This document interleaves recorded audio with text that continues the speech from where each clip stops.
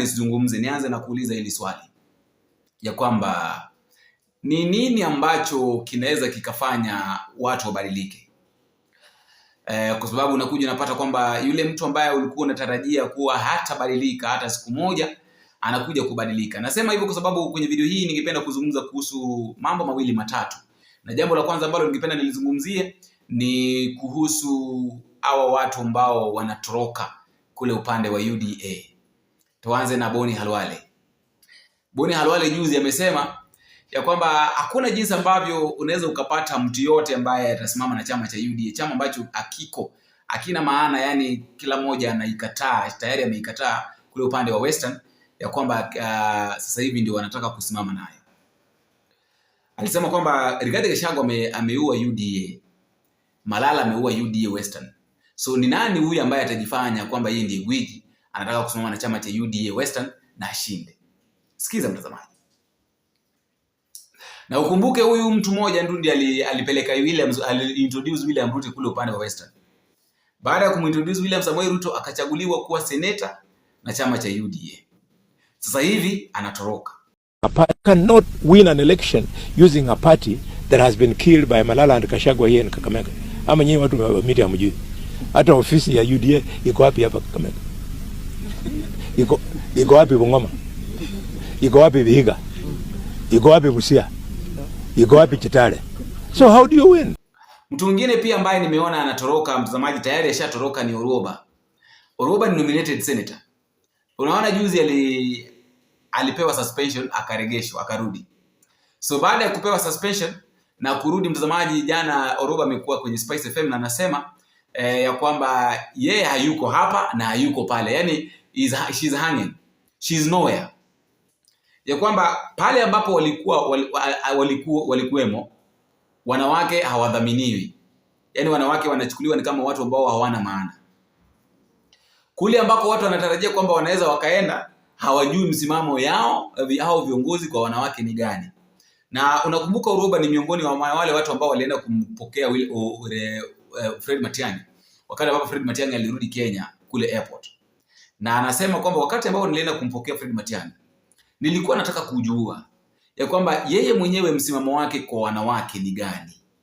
Ya kwamba wakati ambapo atachaguliwa, je, ana nafasi ya wanawake? Kama hana nafasi ya wanawake, basi mimi siwezi nikakaa na mtu ambaye adhamini wanawake. Yani shida kubwa ya Orwoba ni jinsi ambavyo wanawake wanaweza wakadhaminiwa. She is so much into how are women going to be respected? Like women must be respected. That is what she's after. If today I was asked, tomorrow is elections, where are you? I will tell you I'm not here because I've seen what here does to women. But I can also not tell you I am there because I'm waiting to see who will be there. Who is taking care of the women. I'm waiting to see all that. You can't say ameenda kwa Wamunyoro. Nangoje huko wanafanya nini na wamama? What are they do? What is the agenda for women? Have they said? They have not said.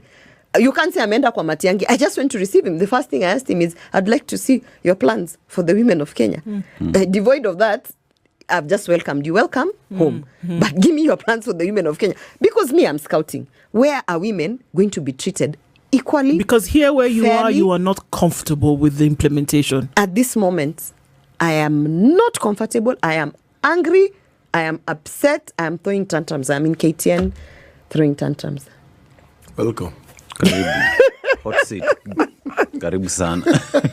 And hopefully something turns around and we start seeing the women of Kenya being carried.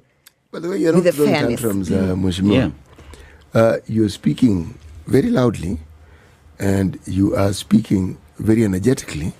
And sometimes to be heard, you need to do that. Yes. Because if you speak softly and gently, people will think you're suggesting something. Yeah. When you speak loudly, and you know it has been I've been threatened. I've been threatened throughout. Don't worry. Even this thing of labor exports, there are people who are now even targeting my staff members. Senator, you will be threatened even more. Because it is what we see in this country when you seek to pursue that which is right and you shine a light on things which are not right, you upset a great deal of people. It's the unfortunate nature this of labor export cartel. Yes. Let me tell you, someone even came to me and told me, Senator, they'll kill you. Because if you do tabulations of 171,000, just Kisii County, I'm told they recruited 31 people, Nyamira, 31 people times 171,000. They've done 6 counties. These people have been given money from Youth Fund. If you do that, how many millions are we talking? Of course, it's quite some money. I mean, we're winding down in this conversation, but I want to ask you, what do you think should be done? Now, please hear me, because you've talked about the fact that there's low-hanging fruit. The president is the appointer of these individuals who are overseeing these particular dockets. You've talked about low-hanging fruit, that he can actually say, you know what, just do this. It's a phone call. Get this thing done. Move this needle in this way. But that's not happening. So what do you think should be done? Without going into details, please. I think the women of Kenya should showcase their strength. I think the women leaders should showcase their strength. I think they should, they don't need to come together. You know, we don't like each other as women. So this thing of come together and, we don't need to come together, but showcase your strength and boycott a lot of things. Boycott those meetings. We are going to sit in meetings, you're being put in 4th row, you're always fighting to sit at the front, as if you didn't bring how many percentage of votes to this government. Boycott. And I'm not saying, just look at it silently and see where the women are doing things. Women have gone, and I think they should go until someone wakes up and they realize that, by the way, we played a role. We played a role to get into government. The Women Charter was not just a women charter. It was votes that we delivered through promises that our president signed. And I think our leaders, and I know they're looking at me, they're like, wewe unajua umesuspendiwa labda umezoea kupigwa viboko. No. I mean, everyone wants to go to heaven, but nobody wants to die. Boycott. Be stubborn. Even a mistress unaringa kidogo ndio upigiwe simu tena. Kwani why are you always available? Why are you always there, and the women agenda is not being executed? Boycott. Let men go sit in State House and those places and do the things that they want to do. And then if they're going to look for us in 2026, 2027, kufunga vitambaa kwa kichwa na leso, my friend, tutafunga vitambaa kwa kichwa na leso, but we will go with the vote to wherever we are wanted. So we've come to an end. Senator Gloria Orwoba, many messages this morning, and interesting to be able to interrogate some of these issues.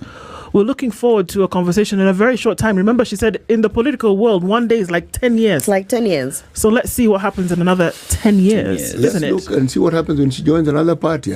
So mtazamaji, ningependa nisikie maoni yako kwenye sehemu ya maoni kutokana na hayo mambo mawili. Jambo la kwanza, Boni Halwale kukataa UDA Western. Of course unaona UDA inakataliwa Western, ODM pia ishakataliwa Western. Sasa sijui kama pengine wana mpango ya kuungana na Tembea na Tawe movement, sielewi. Alafu Orwoba pia kusema kwamba wanawake wametoroka chama cha UDA kwa sababu UDA is really considering men unlike women. Na nakumbuka mtazamaji, kuna wakati hapo Ruto alisema ya kwamba wanawake wataenda kudhaminiwa, watapewa nafasi kubwa sana UDA. What has changed? Nisikie maoni yako mtazamaji kwenye sehemu moja.